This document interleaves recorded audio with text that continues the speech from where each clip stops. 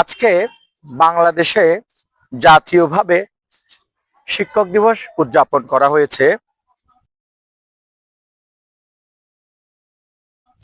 কিন্তু আপনারা কি জানেন এই শিক্ষক দিবসের পটভূমি কি?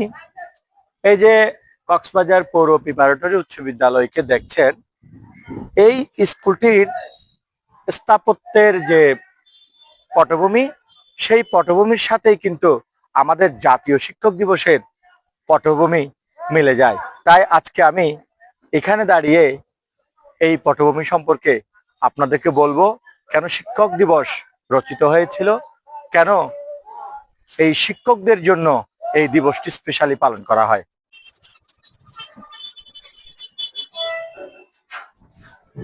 এই স্কুল যেভাবে 1966 সালে প্রতিষ্ঠিত হয়েছিল, ঠিক সেইভাবে 1966 সালে প্যারিসে ইউনেস্কো এবং আইএলওর মাধ্যমে প্রথম একটি স্মারক রচিত হয়, যেটিতে শিক্ষকদের যে দিবস সেটি পালন করার জন্য।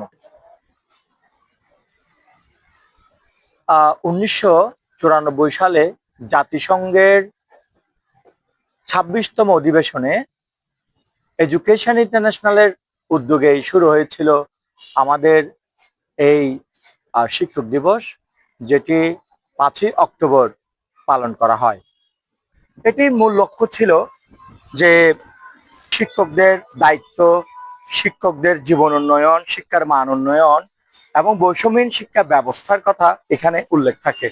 আজ প্রায় কত বছর, প্রায় 100 বছরের কাছাকাছি সময় পার হচ্ছে, কিন্তু এখনো শিক্ষকদের জন্য সেই মানদণ্ড রচিত হয়নি।